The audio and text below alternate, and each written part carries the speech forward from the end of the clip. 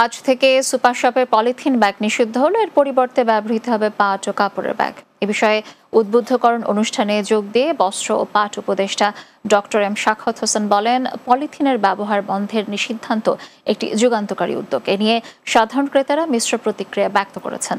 বিস্তারিত প্রান্ত পারভেজের প্রতিবেদনে। পলিথিন ব্যাগ নিষিদ্ধকরণে সরকারের সিদ্ধান্ত বাস্তবায়নের প্রথম ধাপে মঙ্গলবার রাজধানীর গুলশানের একটি সুপার শপে পলিথিনের পরিবর্তে পাট ও কাপড়ের ব্যাগ ব্যবহারে ক্রেতাদের উদ্বুদ্ধকরণ কর্মসূচি অনুষ্ঠিত হয়।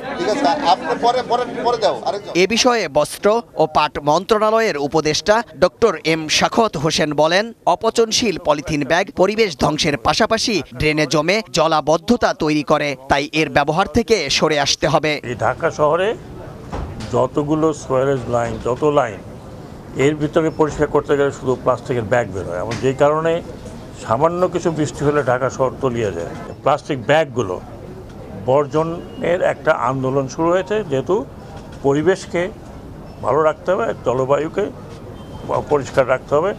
কেবল সুপার শপ নয়, আগামী মাস থেকে স্থানীয় বাজারগুলোতেও পলিথিনের ব্যবহার বন্ধে কাজ করবে মাঠ প্রশাসন, জানিয়েছেন পরিবেশ, বন ও জলবায়ু সচিব। এখন যে নিষেধাজ্ঞাটি আছে 2002 থেকে, সেটি আমরা শুধুমাত্র পলি শপিং ব্যাগ এবং পলি প্রোপাইলিং ব্যাগ, শুধু এই দুইটার উপর এই নিষেধাজ্ঞাটা আমরা কার্যকর করব এবং সারা বাংলাদেশে 1 নভেম্বর।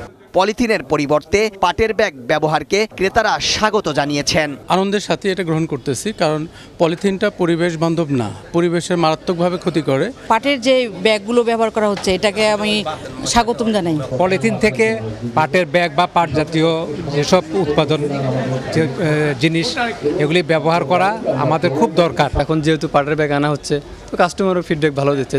বিভিন্ন সুপার শপ ঘুরে দেখা যায় পলিথিন ব্যাগের পরিবর্তে পাট, কাগজ ও কাপড়ের ব্যাগে পণ্য দেওয়া শুরু হয়েছে।